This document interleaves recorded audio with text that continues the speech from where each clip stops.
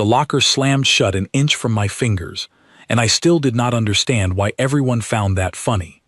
I stood in the west corridor of Halbrook Academy, my books pressed against my chest, watching 3 of my classmates laugh at something I had apparently done wrong just by existing. Damon Whitfield leaned against the wall with his arms crossed, grinning like he had won something important. Behind him, Priya Nolan and a boy named Felix stood with their phones raised, ready to record whatever happened next. I did not know what was funny. I looked at the locker, then at my fingers, then at Damon's face, trying to find the piece of the puzzle I was missing. On my home planet, if someone moved fast enough to almost crush your hand, it meant something was hunting you. Here, it meant they wanted to see if you would flinch. I did not flinch. That seemed to bother them more than anything else I had done since arriving 3 weeks ago. "Nothing to say, new girl?" Damon asked, tilting his head. "You're supposed to jump. That's the whole point." "I saw you coming," I said, because it was true. I had heard his footsteps on the tile from 12 meters away, the particular rhythm of someone trying to sneak up on purpose, heavier on the left foot, favoring a knee that had been hurt before. It was not hard to notice. I did not understand why noticing things was considered strange here. Felix lowered his phone slightly. "She saw you coming? From where?" "You were behind her." "I have good hearing," I said. That got a laugh, but not the kind I wanted. It was the kind of laugh people use when they think you said something foolish and are trying to be polite about it before they stop being polite. "My name is Rin Ashcombe, and I come from a colony called Cavra's Hollow, a place most people at this academy had never heard of until they saw it listed under my name on the enrollment roster. When my scholarship was announced, 3 different students asked me if Cavra's Hollow was a farming settlement. I told them it was, in a way. We did grow food there. We also buried 3 people from my settlement every winter, on average, because the ground turned to knives when the temperature dropped, and something with too many legs decided our storage sheds looked like dinner. I did not tell them that part. I had learned quickly that when I mentioned ordinary things from home, people's faces changed in a way that made conversations end faster than I wanted them to. Halbrook Academy sat on a moon called Salus Minor, orbiting a gas giant that painted the sky gold and violet every evening. The school taught the children of diplomats, fleet officers, trade magnates, and colonial governors from a dozen systems. It was beautiful. Everything here was beautiful, clean, and safe, and none of it made sense to me. The first day, I asked a groundskeeper where the perimeter fence was, because I wanted to know how far the safe zone extended before the wild land began. He laughed and told me there was no wild land on Salus Minor, that the whole moon was terraformed and monitored, that the closest thing to a predator here was a loose grazing animal in the eastern fields, and even those were tagged and gentle. I had nodded, but some old part of me refused to believe him. A place with no danger felt like a held breath. I kept waiting for it to end.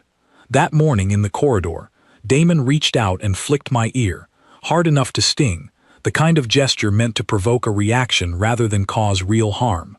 I turned my head toward him, calm, still trying to work out the shape of what he wanted from me. "Why did you do that?" I asked. "Because it's funny," he said. "You never react. It's like poking a wall." "I am reacting," I said. "I am asking you a question." Felix snorted. Priya rolled her eyes and lowered her phone entirely, muttering something about this being boring. I felt a strange relief at that word. Boring was safe. Boring meant nobody was about to get hurt. Class began a few minutes later, and I slid into my seat in the survival theory course, one of the few classes I did not struggle in. The instructor, a soft-spoken man named Professor Callum Ashby, was explaining pressure differentials in atmospheric domes, drawing diagrams on the board that the rest of the class found difficult. I found it simple. Pressure was pressure. I had grown up reading storm fronts by the way my ears ached before a system rolled in. Professor Ashby called on me twice that class, and both times I answered correctly without hesitation. I noticed the way some students glanced at each other afterward, an expression I was starting to recognize as annoyance dressed up as surprise. I did not enjoy making people uncomfortable. I only understood the material because where I came from, Misunderstanding air pressure could mean a collapsed shelter roof during a storm season. At lunch, I sat by myself at the end of a long table near the windows, eating a bowl of grain stew that tasted mild compared to anything I grew up with. The food here was soft, easy to chew, mild in every flavor, like it was afraid of being noticed. I missed the sharp bite of preserved root vegetables and cured meat that could keep a person walking through a 3-day storm. Priya sat down across from me without asking, which surprised me, because most students avoided sitting near me unless they wanted an audience for teasing.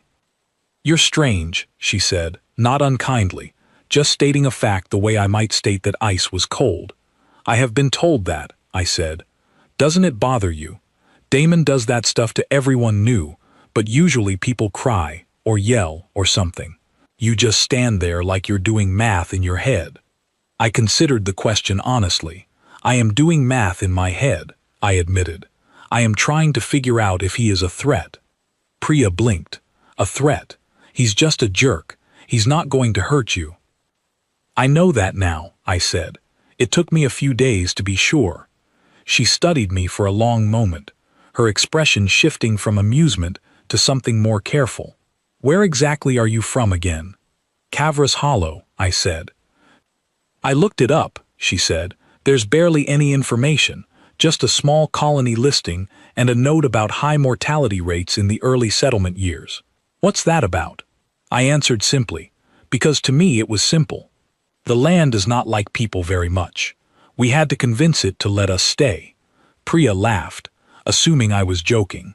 I let her believe that, because I had learned that the truth made people uneasy, and I did not want to lose the first person at this school willing to sit near me. The afternoon brought physical training, held in a wide gymnasium with padded floors and safety netting along every wall, a room clearly designed to prevent anyone from ever truly getting hurt. The instructor, a broad-shouldered woman named Coach Marlowe, split us into pairs for a basic sparring drill meant to teach balance and control rather than any real combat skill. I was paired with Damon. He smiled when the pairing was announced, the kind of smile that told me he considered this an opportunity rather than an assignment. Around us, other students exchanged glances and murmurs, clearly expecting a show. "Try to keep up, new girl," he said, settling into a stance the coach had taught earlier that week. I mirrored his stance, though it felt unnatural to me, too rigid, too concerned with appearing correct rather than being effective. Where I came from, fighting was never about form. It was about ending a threat before it ended you, using whatever your body and the ground gave you. Coach Marlowe blew her whistle, and Damon moved first, a controlled shove meant to push me off balance and demonstrate his footwork to the class. I felt the shove land against my shoulder, solid, meant to make me stumble backward for effect. I stayed exactly where I was. Damon's smile faltered. He shoved again, harder this time, clearly frustrated that his demonstration had not gone as planned. I let the force move through me the way I had learned to let a strong wind move through me, instead of fighting it directly, absorbing the push into my hips and knees rather than my chest. I did not fall. I did not even sway. The gymnasium went quiet enough that I could hear the ventilation system humming overhead, a small mechanical breath in a room suddenly holding its own. "That's not how the drill works," Damon said, his voice tightening. "You're supposed to move when I push you." "I moved," I said. "I moved into the push instead of away from it. It uses less energy."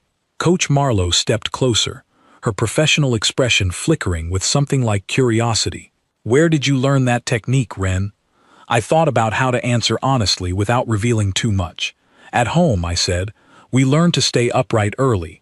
Falling down in the wrong place at the wrong time is a bad idea." The coach nodded slowly, clearly filing that answer away for later, though she said nothing more about it in front of the class. Damon, however, could not let it go. His pride, I was beginning to understand, was a fragile and demanding thing, requiring regular feeding at someone else's expense. "Beginner's luck," he muttered, resetting his stance. He came at me again, faster this time, less controlled, and something in my body responded before my mind fully caught up, a small shift of weight and angle that redirected his momentum sideways instead of letting it strike me. He stumbled past me, catching himself on the padded floor with one hand, his face flushing with embarrassment in front of the class he usually commanded. Laughter rippled through the students, sharp and immediate, the kind of laughter that finds a new target the moment the old one falters. Damon's head snapped up, his eyes finding mine with something colder than before. "This isn't over," he said quietly, "just for me." I did not understand what he meant by that. To me, the drill was clearly over. Coach Marlowe had already blown her whistle to signal the next rotation. I did not yet grasp that for people like Damon, humiliation in front of an audience was not something that simply ended when a whistle blew. It was something that demanded a response, a correction, a way to restore the order he believed had been disrupted. I gathered my things after class and walked toward the dormitory wing alone, the golden evening light of Salus Minor spilling gently through the tall windows lining the hallway. I felt calm, the way I always felt when a potential threat had been assessed and found manageable. I did not know that somewhere behind me, Damon was already talking quietly with Felix and two older students, describing what had happened in the gymnasium in a version that made him sound wronged rather than embarrassed. I did not know that this quiet conversation would grow into something larger over the following days, something that would eventually force people at this school to see me clearly for the first time since I had arrived. I only knew, as I walked, that the corridor felt too soft under my boots, the air too still, the whole moon too gentle for a place that called itself a school preparing young people for the wider galaxy. Where I came from, gentleness was something you earned after the day's work was done, not something you were given for free every single hour of every single day. That night, lying in my dormitory bed listening to the unfamiliar hum of climate control instead of wind against shutters, I thought about home. I thought about my mother checking the perimeter lights before sleep, my older brother sharpening tools by lamplight, the low murmur of neighbors comparing storm predictions over shared meals. I missed the weight of always knowing exactly what mattered and exactly what could kill you. Here, at Halbrook Academy, nothing seemed to matter in the way I understood mattering, and nothing seemed dangerous in the way I understood danger. I did not yet realize how wrong I was about that second part, or how soon I would be forced to learn it. 3 days later, the alarm in the Eastern Training Hall went off in the middle of my scheduled session, and every student in the room froze except me. I was standing near the equipment rack when the klaxon sounded, a rising electronic wail that echoed off the metal walls. Around me, students dropped their gear and stared at each other with wide eyes, waiting for someone to tell them what to do. I had already moved, crouching low, scanning the room for the source of the danger before my mind had even finished registering the sound. Old instincts do not wait for permission. "It's just a drill," someone said, though nobody sounded certain. The overhead lights flickered, and the gravity plating beneath our feet gave a soft, wrong shudder, the kind of shudder I recognized instantly from maintenance failures back home, when the settlement's power core strained under load during a storm. I felt the floor lighten beneath me by a fraction, not enough for most people to notice, but enough for me to know exactly what was happening. "The gravity plating is failing," I said, loud enough for the room to hear. "Get away from the center of the floor. It fails from the middle outward." A few students looked at me like I had spoken a foreign language. Others simply stood still, paralyzed by a situation their entire lives had never prepared them for. I did not wait for agreement. I moved toward the two younger students nearest the center of the hall, gripping their arms and pulling them toward the reinforced wall section where the plating anchors were strongest. The center of the floor dropped a full 10 centimeters with a groan of stressed metal, and several students screamed, stumbling as the sudden shift in gravity threw off their balance. I had already positioned myself, already braced, already calculating the next likely failure point before the first one had even finished happening. "Coach Marlowe," I called out, my voice cutting cleanly through the panic.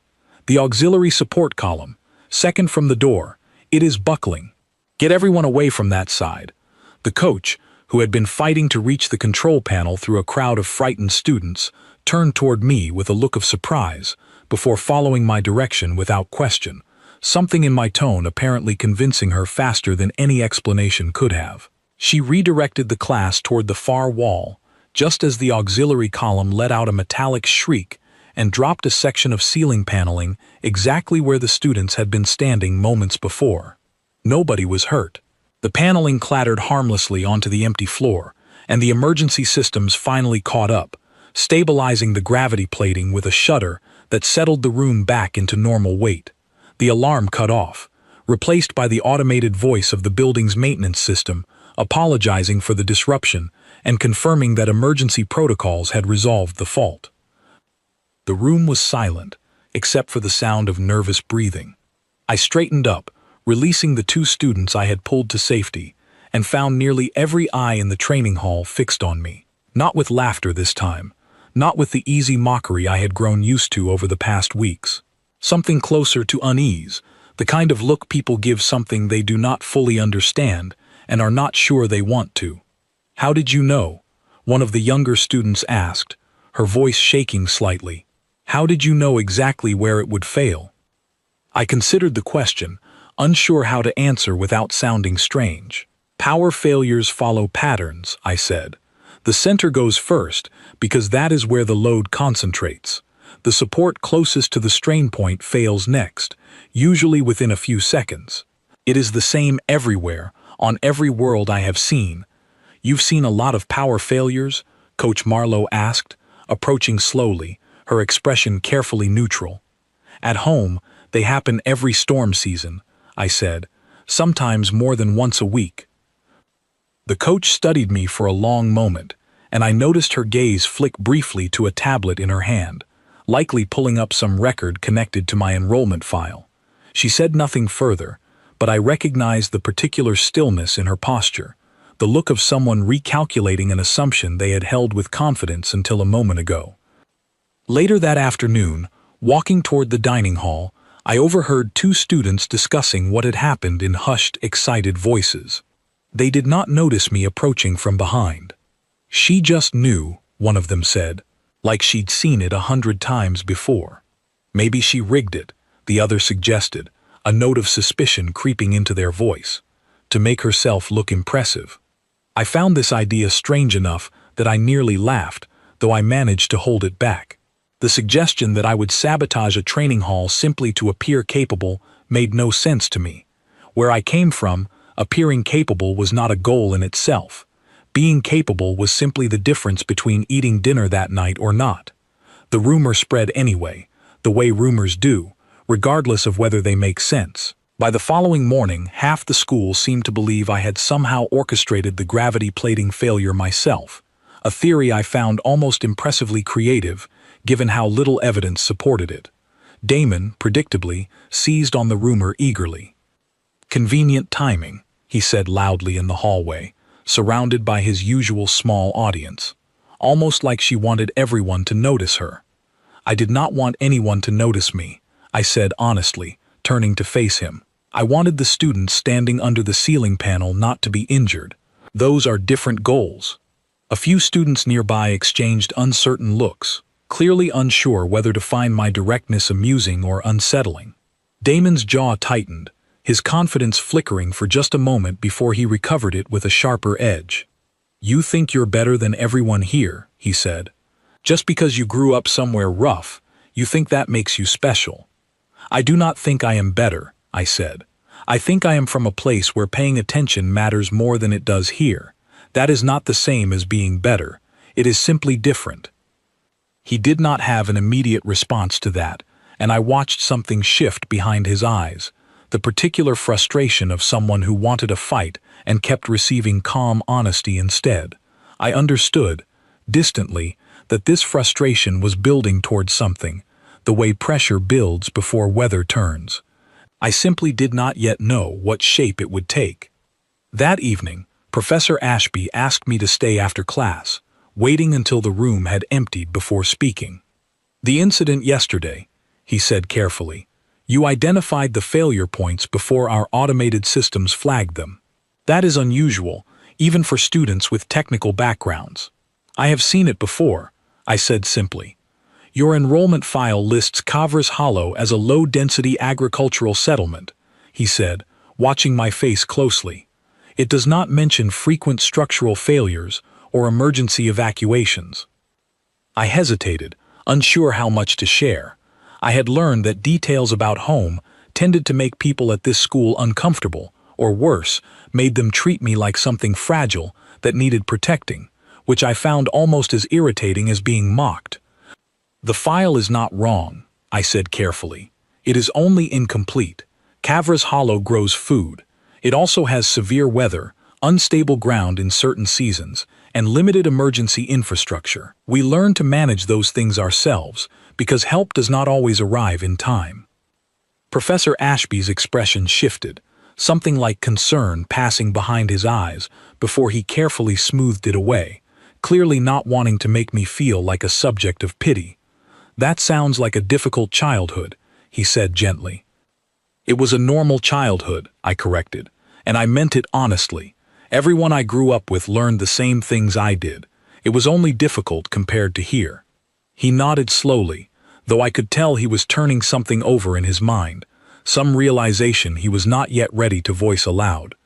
He dismissed me a few minutes later with a simple thank you, and I walked back to my dormitory beneath the golden evening sky of Salis Minor, unaware that Professor Ashby had immediately pulled up my full enrollment record afterward, cross-referencing it against a colonial database that few civilian instructors ever bothered to access. I did not know, walking through that soft, safe corridor, that a request for additional information about Kavras Hollow's classification had already been quietly submitted to the Regional Administrative Office, or that the answer to that request would take several days to arrive, days during which Damon's frustration would continue building towards something far more serious than a shove in a hallway. I only knew that the golden light felt slightly less comforting than it had a few nights before, though I could not yet say exactly why. The invitation arrived folded inside my locker on a morning that started like any other, a small paper note asking me to meet a study group in the old greenhouse annex after evening classes, signed with Priya's name.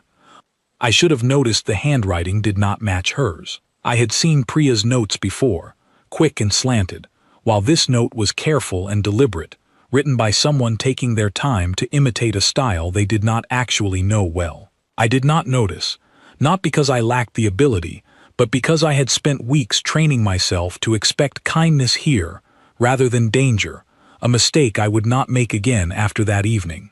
The greenhouse annex sat at the edge of the academy grounds, an older structure kept mostly for botany classes, its glass panels fogged with humidity from the plants inside. By the time evening classes ended, the golden sky had faded into deep violet, and the path leading to the annex was quiet, lit only by scattered ground lamps. I arrived to find the annex door propped open, and no one inside except rows of tall plants swaying gently under the climate vents. I stepped through the entrance, scanning the space out of old habit, noting the exits, the equipment, the places someone could hide, even though some quieter part of my mind insisted this caution was unnecessary here. That quieter part of my mind was wrong. The door behind me clicked shut, followed by the distinct sound of a manual lock engaging, a heavier mechanism than the annex would normally use. I turned immediately, already understanding what had happened even before Damon stepped out from behind a row of tall irrigation planters, Felix and two older students flanking him. "Surprise," Damon said, his voice carrying a forced lightness that did not match the tension in his shoulders. "Where is Priya?" I asked, though I already suspected the answer. "She has nothing to do with this," Damon said. "I borrowed her handwriting from an old assignment.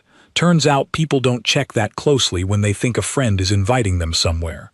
I studied the four of them, cataloging details without meaning to, an old reflex I could not turn off even here." Felix stood nearest the door, nervous, shifting his weight from foot to foot. The two older students, whose names I did not yet know, stood with a kind of practiced calm that suggested they had done something like this before, though probably nothing as serious as what tonight would become. Damon stood in the center, clearly the architect of whatever was about to happen, his jaw set with the particular determination of someone trying to prove something to himself as much as to anyone else. "What is this about?" I asked, keeping my voice level. "You embarrassed me," Damon said. "In the gymnasium, in the hallway. Every single day since you got here, you've made me look like an idiot in front of everyone, and you don't even seem to notice you're doing it. So tonight, we're going to even things out." "How do you intend to even things out?" I asked. He smiled, though it did not reach his eyes. "We locked the maintenance vents on the climate system before you got here. This annex gets hot fast without proper airflow, especially with the humidity settings this high.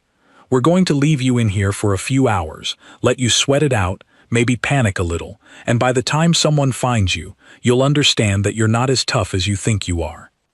I felt something settle in my chest. Not fear exactly, but a familiar clarity, the same clarity I felt when a storm front rolled toward our settlement and every unnecessary thought fell away, leaving only the calculations that mattered. I looked past Damon toward the climate vents lining the upper walls, noting their positions, and toward the door mechanism he had locked behind me. "This building is not designed to trap heat dangerously," I said calmly. "The glass panels vent naturally once internal temperature crosses a certain threshold. You would need to seal far more than the maintenance vents to create real danger." Damon's confidence flickered, clearly not having anticipated a calm technical correction instead of fear. "It doesn't matter," he said, recovering. "You'll still be stuck in here, and everyone will know you got outsmarted for once." "I understand your intention now," I said. "You want me to feel afraid and trapped, the way you believe I made you feel foolish in front of others. You are not actually trying to hurt me. You are trying to restore something you feel was taken from you." The greenhouse fell silent except for the hum of the climate system and the rustle of leaves shifting in the recycled air. Felix looked uncomfortable, glancing at Damon as though waiting for a cue that this had gone somewhere he had not fully agreed to. The two older students exchanged a glance of their own, some silent calculation passing between them.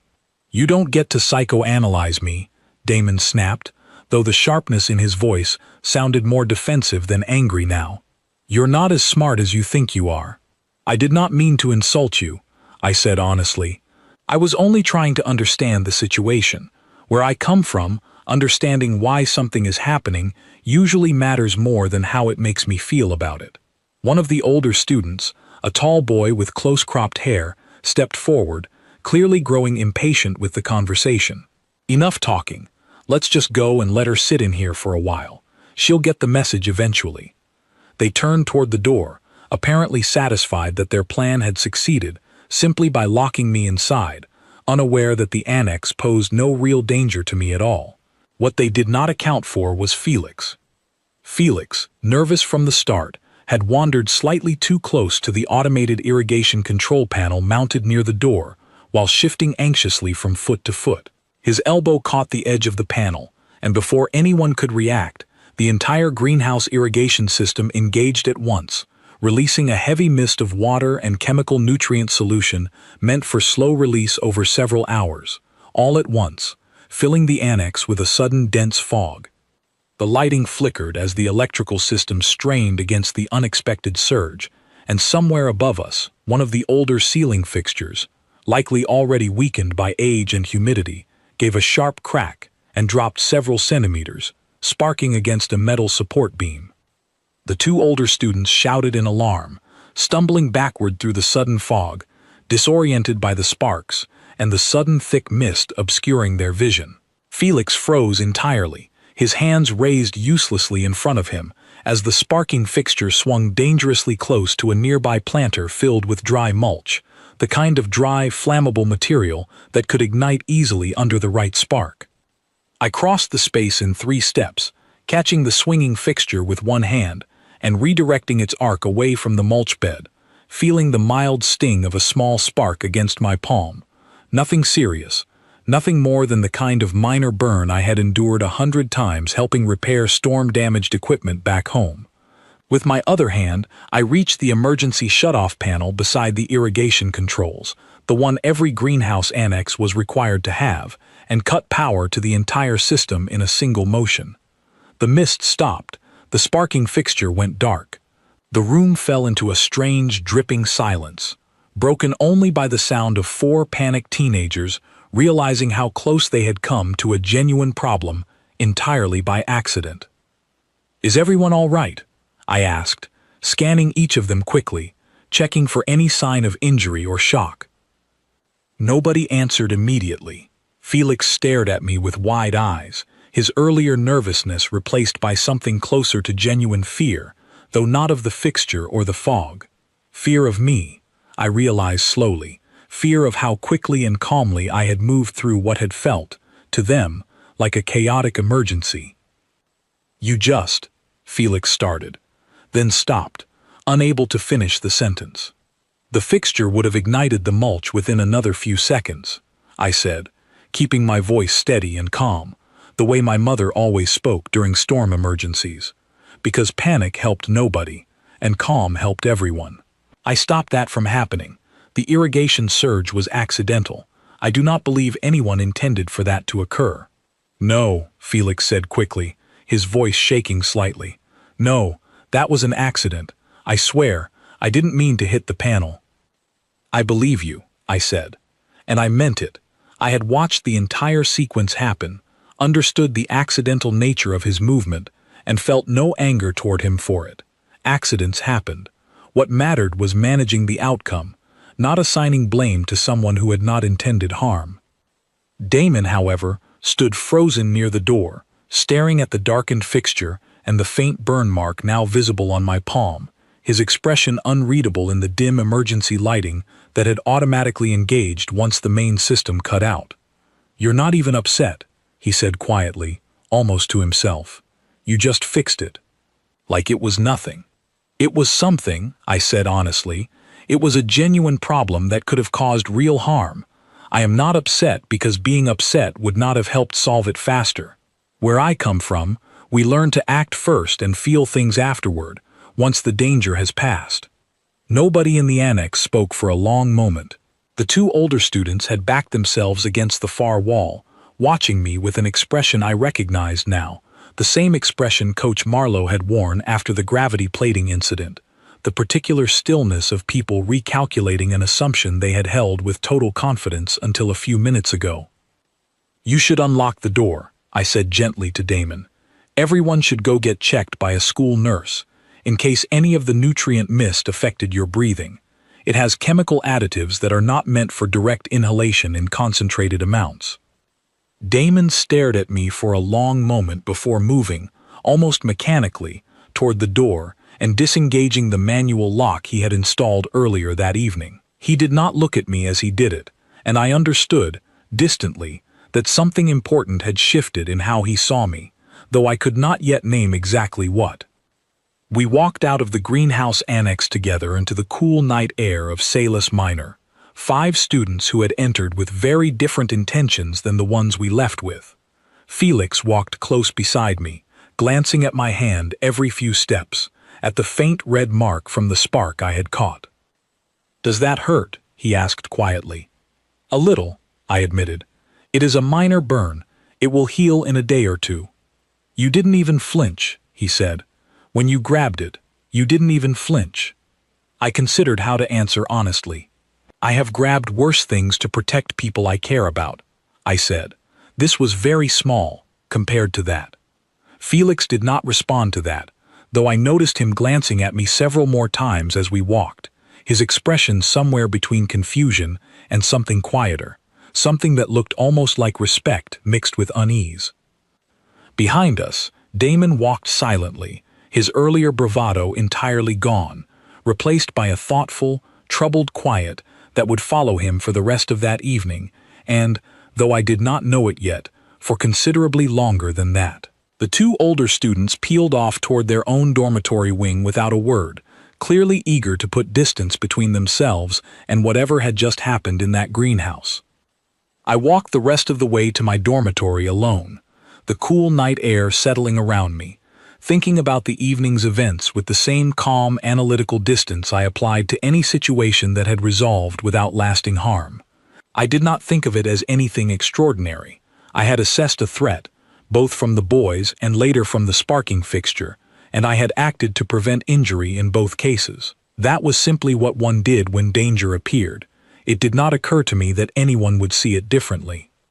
I did not yet understand that word of what happened in the greenhouse annex would reach Professor Ashby within hours, carried by a nervous, guilt-ridden Felix who could not stop thinking about how effortlessly I had caught a live spark and redirected a swinging fixture with my bare hand, without hesitation, without even the reflexive flinch that every other student in that room had shown.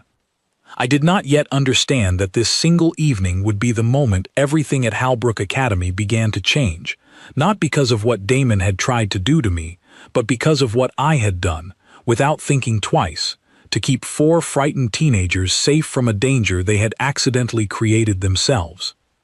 The summons to the director's office came the following afternoon, delivered by a runner during my mathematics class, and I walked through the quiet administrative wing of Halbrook Academy, wondering what rule I had broken without realizing it. Director Felicity Yarrow's office sat at the top of the central tower, its wide windows overlooking the golden fields where the gentle grazing animals wandered undisturbed. When I entered, I found her seated behind a wide desk, and beside her stood someone I did not recognize, a tall man in a dark uniform I had never seen before, its insignia unfamiliar to me. "Wren," Director Yarrow said, gesturing toward the empty chair across from her desk. "Please, sit. This is Commander Owen Bryce, from the Regional Colonial Oversight Office. He has some questions for you, if you are willing." I sat, folding my hands in my lap, studying the commander's face for any sign of what this meeting concerned. He looked at me with an expression I could not quite place, something between professional curiosity and a carefully controlled kind of surprise. "I understand there was an incident in the greenhouse annex last night," Director Yarrow began. "Yes," I said honestly. "There was an accident with the irrigation system, and a fixture came loose. I helped resolve it before it caused serious harm." "Felix Grant came to me this morning," she continued gently. "He described what happened in considerable detail. He also mentioned the circumstances leading up to the incident, including the locked door." I hesitated, unsure how much to share about Damon's role in the evening, not wanting to create additional trouble for him when the situation had already resolved without lasting harm. "It was a misunderstanding," I said carefully. "Nobody meant for anyone to get hurt." Commander Bryce spoke for the first time, his voice measured and quiet. "Wren, I have read your enrollment file, and I have also read a supplementary report requested by Professor Ashby regarding Cavras Hollow's colonial classification. I want to ask you some questions, and I would appreciate honest answers, even if they seem uncomfortable to share." "Of course," I said, though something in his tone made me sit slightly straighter. "How many structural failures would you estimate you have personally witnessed or helped repair in your lifetime at Cavras Hollow?" he asked. I considered the question seriously, running through memories of storm seasons, collapsed shelters, and emergency repairs. "Perhaps 30 or 40, I said. "Possibly more. I stopped counting after a certain age." The commander's expression did not change, though I noticed Director Yarrow's eyebrows lift slightly.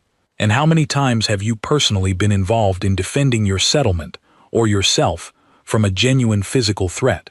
An animal, a storm, a structural collapse, anything of that nature?" I thought carefully before answering, wanting to be precise rather than exaggerate. "I could not give you an exact number," I said. "It happened often enough that it became simply part of daily life, perhaps once every few weeks, sometimes more often during storm season." Director Yarrow set down the tablet she had been holding, her hand resting flat against her desk, as though steadying herself. "Wren," she said carefully, "your enrollment file lists Cavras Hollow as a standard agricultural colony, low-risk classification, similar to hundreds of other core-adjacent settlements. Commander Bryce's office pulled the actual colonial survey data yesterday, following Professor Ashby's inquiry." Commander Bryce leaned forward slightly. "Cavras Hollow is not classified as low-risk in the survey data," he said. "It was misclassified during initial settlement registration nearly 2 decades ago, likely due to an administrative error that was never corrected. The actual environmental survey places it in a category we refer to informally as a Death World classification, a designation reserved for colonies where the native environment presents sustained, severe threat to human life without significant technological intervention. I did not fully understand the significance of what he was saying, though I understood the general concept. Kavras Hollow is difficult, I agreed. The weather is severe, and there are native creatures that consider human settlements a food source. We manage it, but it requires constant attention. Ren, Director Yarrow said gently, do you understand that most colonies with that classification do not survive long-term without significant government subsidy and specialized colonial support? Kavras Hollow received almost none of that due to the misclassification. Your community has been surviving, essentially unsupported, in conditions that would be considered a genuine crisis anywhere else in the settled systems. I considered this information slowly, trying to reconcile it with my own memories of home, memories that felt to me simply like an ordinary childhood rather than anything worthy of special classification. I did not know that, I said honestly.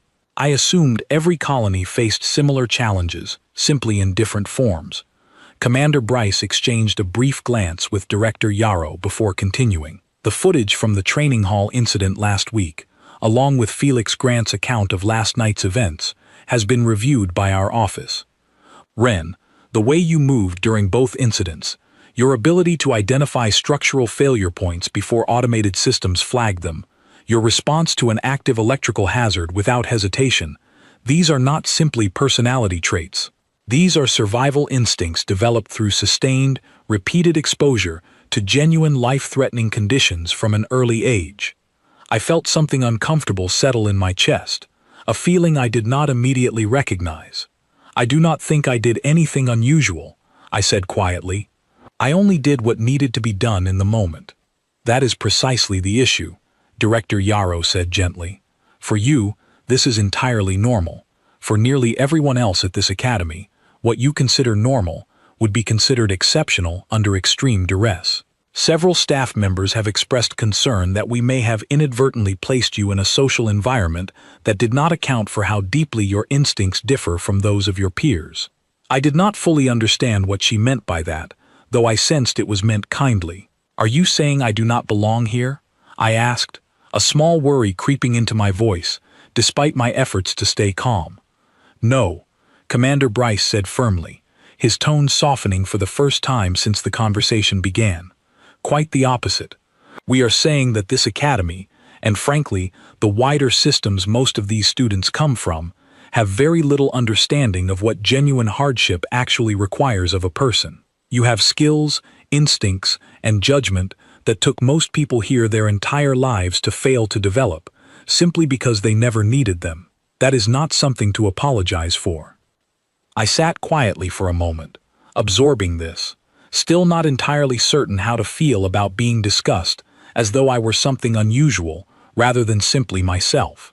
What happens now? I asked eventually.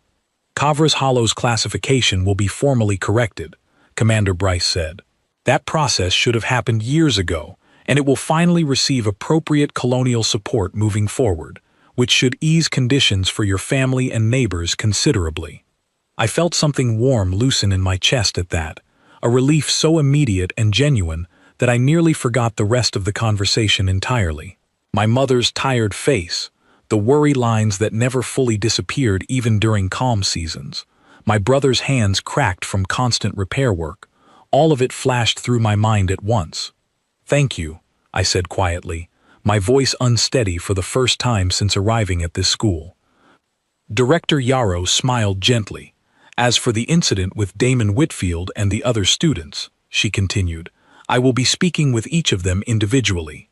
Their actions, while ultimately resulting in an accident rather than intentional harm, still represent a serious breach of conduct that will not be ignored. I hesitated before speaking again, feeling an unfamiliar need to explain something that felt important to me. I do not think Damon meant for anyone to get seriously hurt, I said carefully. I think he wanted me to feel frightened, the way he felt embarrassed in front of others. I do not believe he understood how his actions could have gone further than he intended. Commander Bryce studied me with an expression I could not quite read. "You are defending him," he observed, not unkindly. "I am trying to understand him," I corrected gently. "Where I come from, when someone makes a mistake that could have caused real harm, we address the mistake directly and move forward, rather than punishing someone for intentions they may not have fully understood themselves. I do not know if that approach applies here, but it is the only approach I know." Director Yarrow nodded slowly, though I could tell she was still turning over her own thoughts on the appropriate consequences for the students involved. The meeting ended shortly afterward, with Commander Bryce thanking me for my honesty, and Director Yarrow assuring me that Cavras Hollow's situation would be addressed promptly through official channels. I left the tower office that afternoon feeling strangely lighter, though also strangely exposed, as though something private about myself had been examined and discussed by people who, until recently, had known almost nothing about where I truly came from.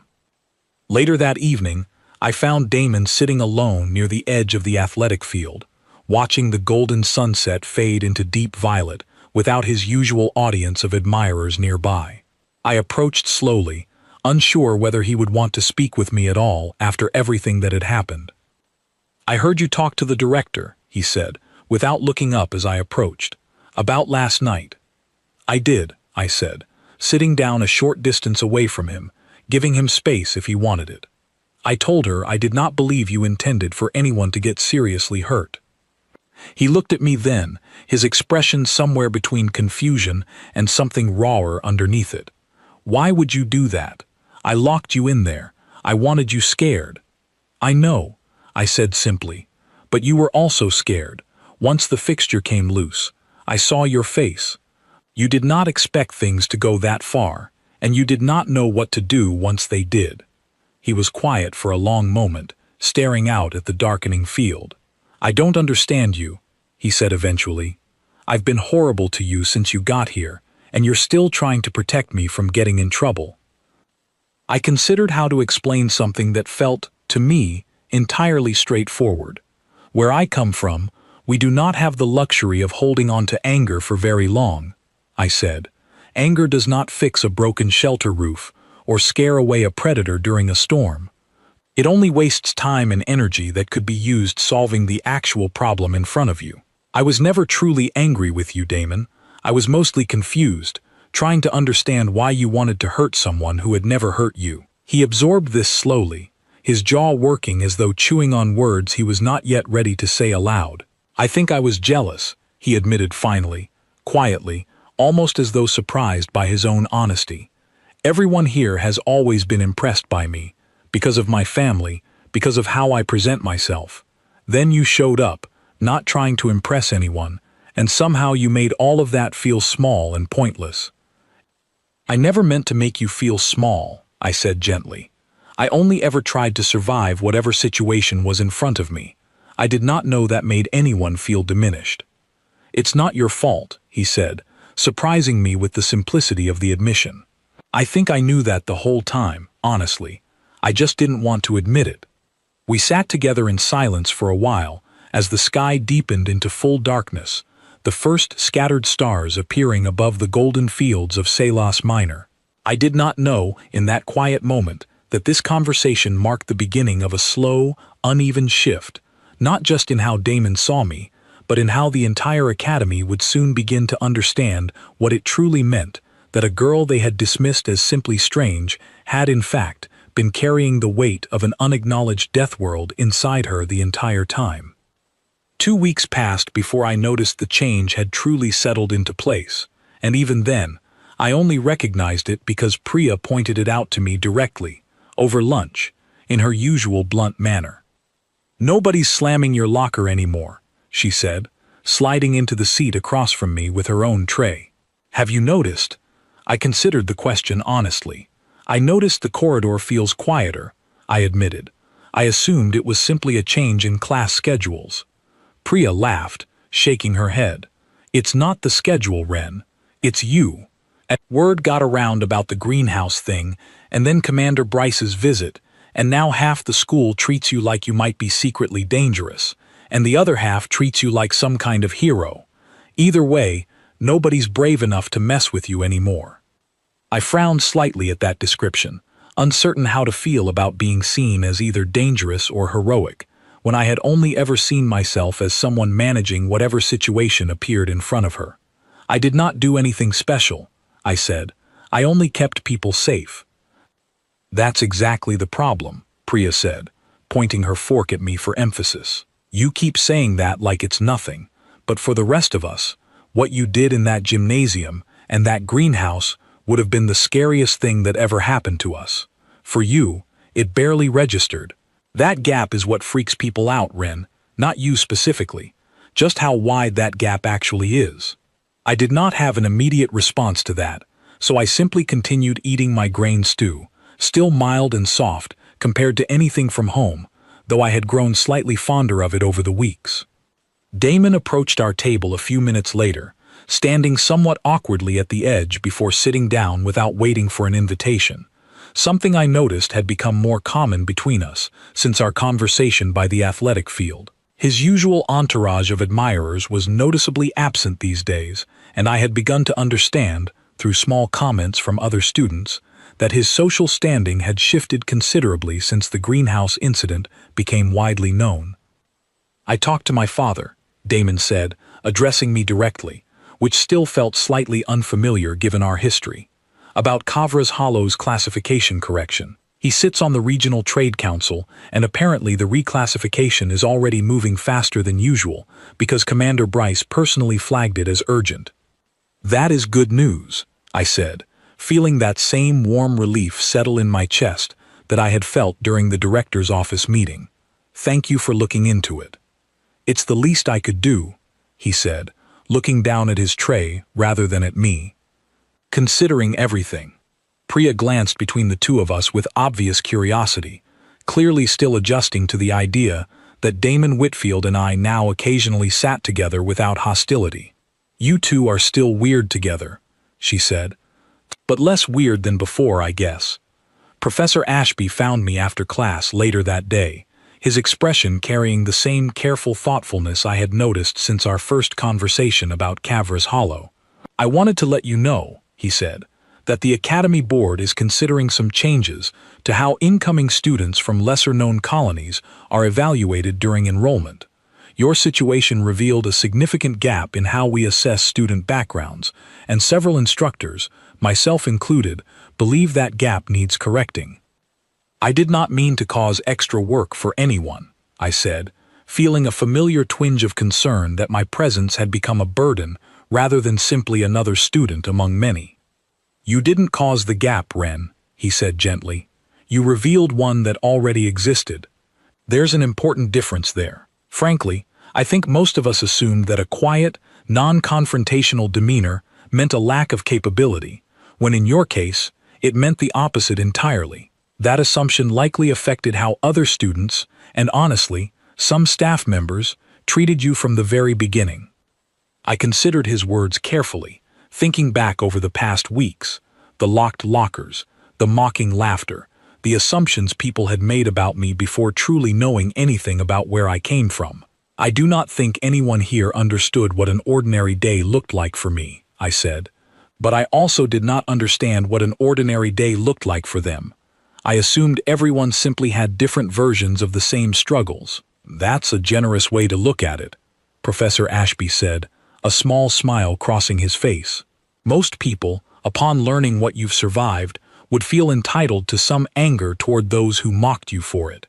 "Anger does not fix anything," I said simply, echoing the same words I had shared with Damon days earlier. "It only wastes time I could spend understanding people better instead."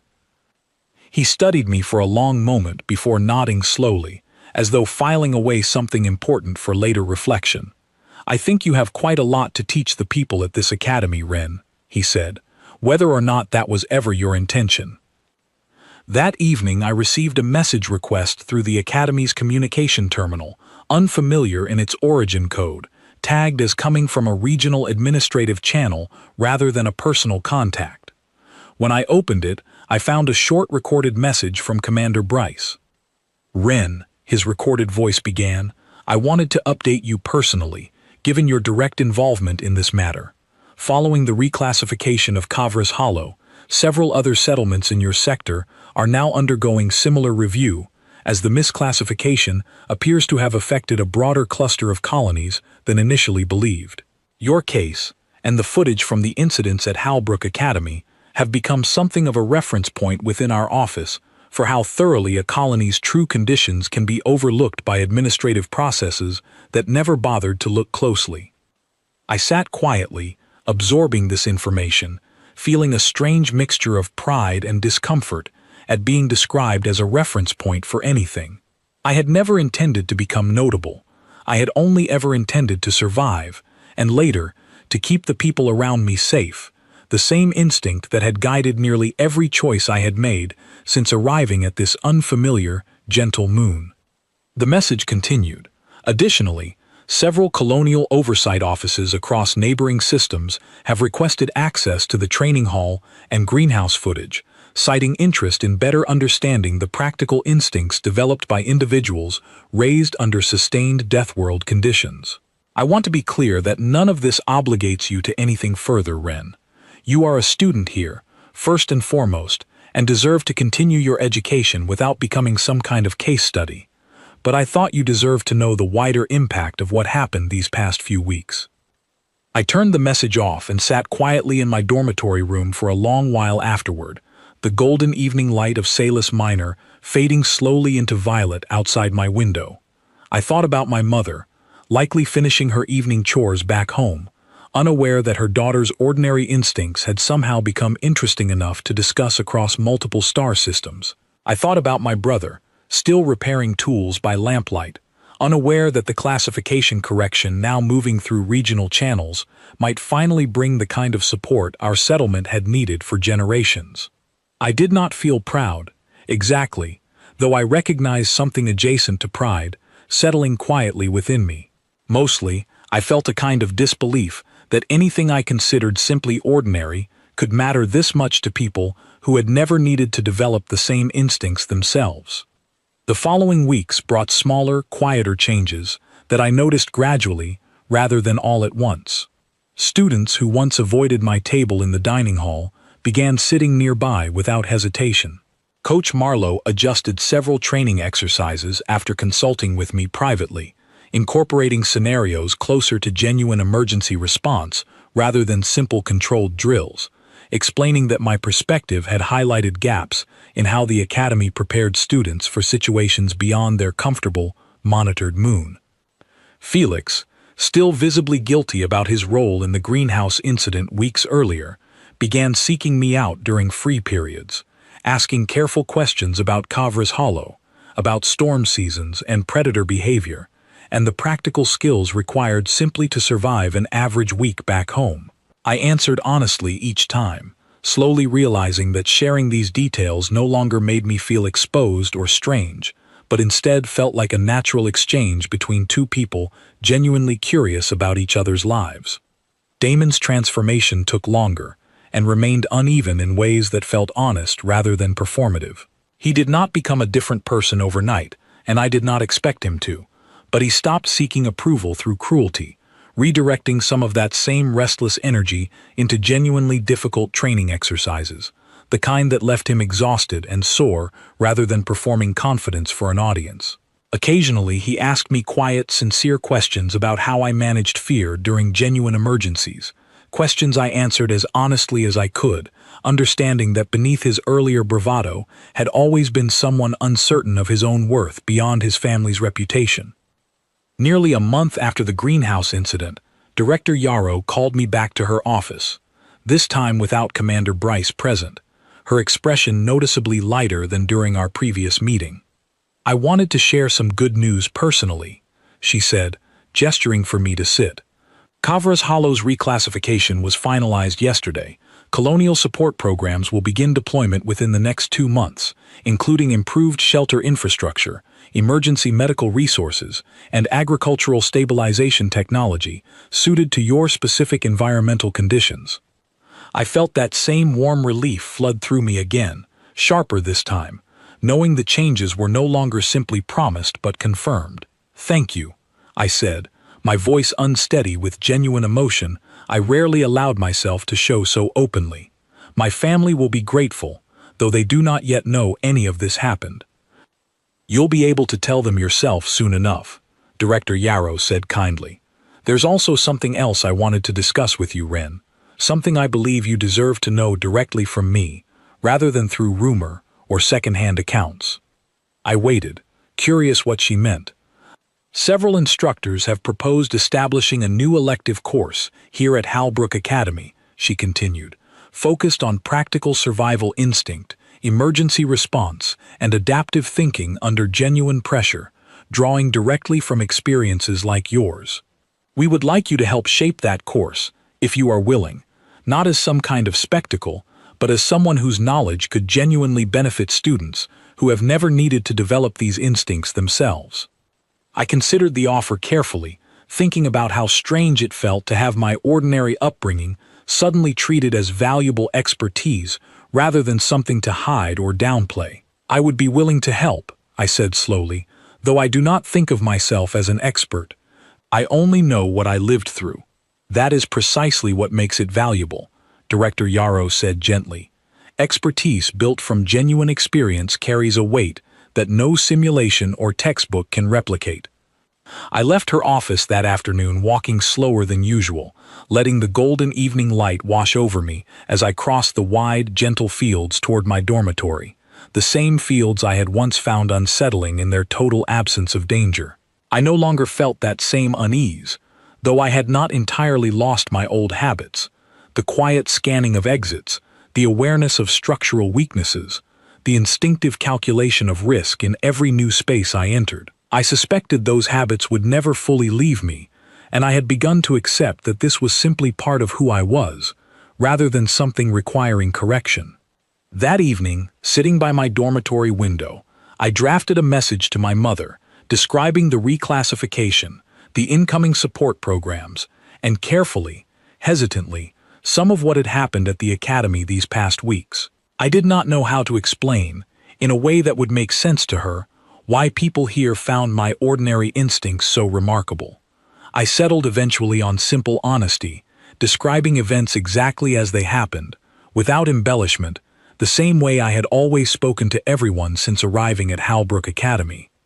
I finished the message and sent it before I could second-guess the wording further, watching the transmission indicator blink steadily as it traveled the long distance back toward Kavra's Hollow, back toward the world that had shaped me long before anyone here understood what that truly meant. Somewhere in a regional colonial office several systems away, Commander Bryce reviewed the greenhouse footage one final time before archiving it as part of an official training reference for new colonial oversight staff. A quiet note attached to the file that read simply, "Subject displayed no elevated stress response during active hazard, prioritized companion safety before self-preservation, demonstrated instinctive technical assessment consistent with prolonged DeathWorld exposure. Subject remains entirely unaware of how unusual these behaviors appear outside her home environment. Recommend continued monitoring of Kavra's Hollow reclassification process, and recommend broader review of similarly misclassified colonies across the sector." I never saw that note, and even if I had, I doubt I would have understood the weight behind it. To me, that evening in the greenhouse annex was simply another moment where danger appeared, and I responded the only way I knew how, the same way I had responded to countless similar moments back home, without ever once considering myself remarkable for doing so.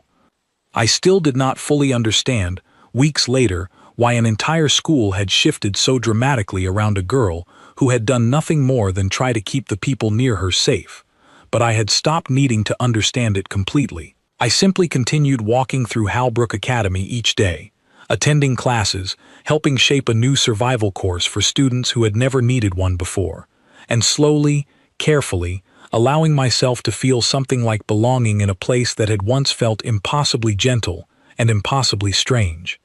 The golden light of Salus Minor still spilled through the corridor windows each evening, exactly as it always had, though I no longer felt like I was holding my breath waiting for that gentleness to end. Some habits from home would likely never leave me, but I had begun to learn, slowly and honestly, that not every unfamiliar place needed to be survived the same way Kavra's Hollow demanded. Some places, it turned out, simply needed to be lived in, quietly and without fear, for exactly as long as I was fortunate enough to remain there.